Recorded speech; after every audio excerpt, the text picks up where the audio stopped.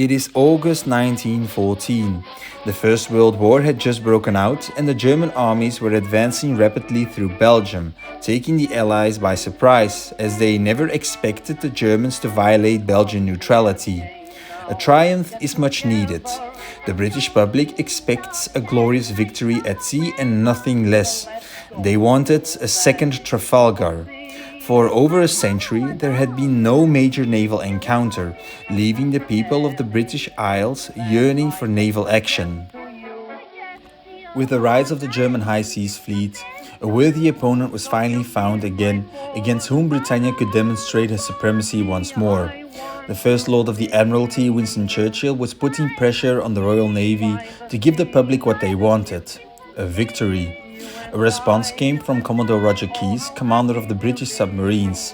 He had been scouting the German shore near their naval base of Wilhelmshaven for some time and had found out that the Germans set up a patrol system with their torpedo boats around Heligoland in the Heligoland Bight. Every evening, a flotilla of these little ships left their harbor under escort by some cruisers and consequently patrolled the area during the night before being escorted back to base by the cruisers at dawn. Commodore Keyes suggested surprising these torpedo boat flotillas at daybreak with an overwhelming force. The plan was accepted on August 24. The attacking force would consist of 2 destroyer flotillas totaling 30 ships from Harwich under the command of Commodore Reginald Tyrwhitt. They would be assisted by the submarines of Commodore Roger Keyes, who commanded them from the destroyer HMS Lurcher. The submarines were spread out in the vicinity, lying in wait for enemy stragglers and reinforcements. When Jellicoe, the commander-in-chief of the Grand Fleet, got wind of the plan, he suggested sending in some battleships to assist the raiding force. But this request was denied. However, the Admiralty suggested he send the battle cruisers of Beatty instead. Beatty commanded HMS Lion, Princess Royal and Queen Mary. He would be reinforced by the battle cruisers HMS New Zealand and HMS Invincible under Rear Admiral Gordon Moore, as well as the light cruisers of Commodore Goodenough. All British forces sailed out on August 27. However, there was one major problem. The destroyers and submarines had already sailed out before the news of the reinforcements by Beatty and Goodenough could reach them.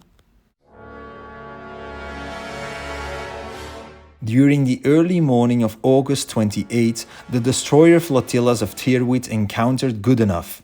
They learned from him that he and Beatty were in the vicinity to assist the raid. Commodore Keyes and his submarines, however, remained oblivious to the presence of the friendly cruisers.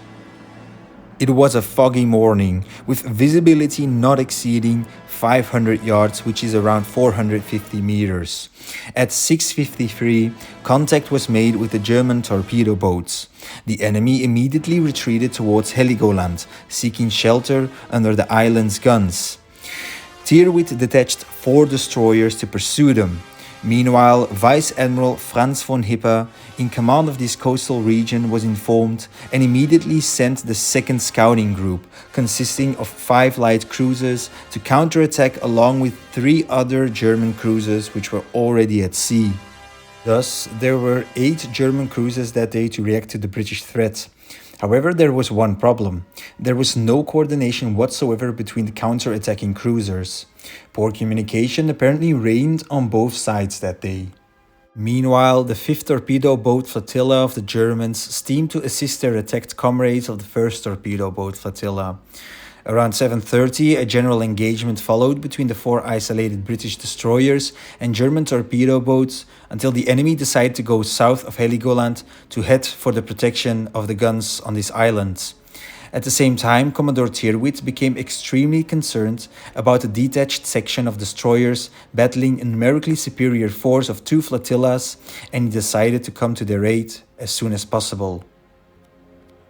It was then that the first of the German cruisers entered the battle scene. SMS Stettin engaged the British and successfully covered the retreat of the smaller German ships. Tyrwhitt withdrew subsequently. However, during his retreat, he encountered a German straggler, the V-187, which stood no chance against the overwhelming force. She sank. Then the 2nd German cruiser, the Frauenlob, appeared. Tyrwhitt ordered his squadron to engage, and during the encounter his flagship HMS Arethusa became severely damaged and limped away after a fierce fight.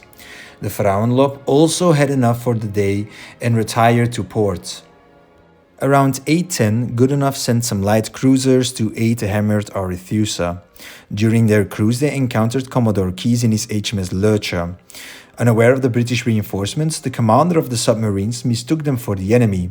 It took a while before Keyes recognized the vessels as British, but valuable time and momentum were lost.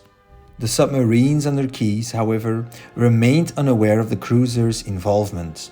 Scattered as they were, Keyes could not reach them from the Lurcher, which served as his command post. Later, E6 would engage the Southampton with a torpedo, which luckily missed its target, and the light cruiser unsuccessfully tried to ram the submerged vessel. Then an hour passed with no action, but at 1100 the Germans counterattacked. First came the Köln and the Strasbourg, but their assault was thwarted by a torpedo attack. More cruisers were on their way, however. It was starting to get too hot for Tyrwhitt when he became the target of SMS Mainz. Just at the right moment, Goodenough's light cruisers appeared.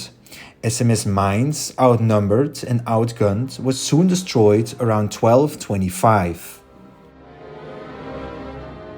Tyrwhitt must have sighed in relief, but it was not over yet. More enemy cruisers were in the vicinity. But then, like a deus ex machina, the enormous battle cruisers of Beatty appeared on the horizon, steaming at full speed towards the enemy. The German cruisers' days were numbered. The Strasbourg managed to escape fast enough, but in doing so she left the Köln defenseless and alone. Within minutes the Köln was turned into a drifting inferno.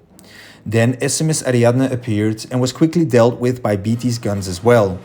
The ships of the Royal Navy then finally decided to return to Britain.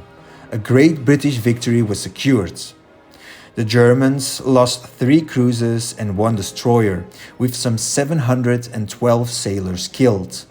The British only had some ships damaged, and their casualty rate was a meager 75.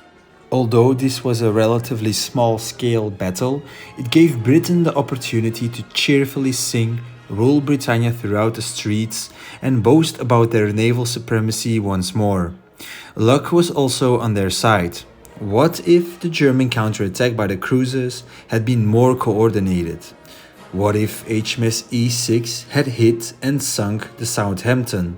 We will never know, and the encounter will go down in history as a successful British raid and an embarrassment for the German high seas fleet.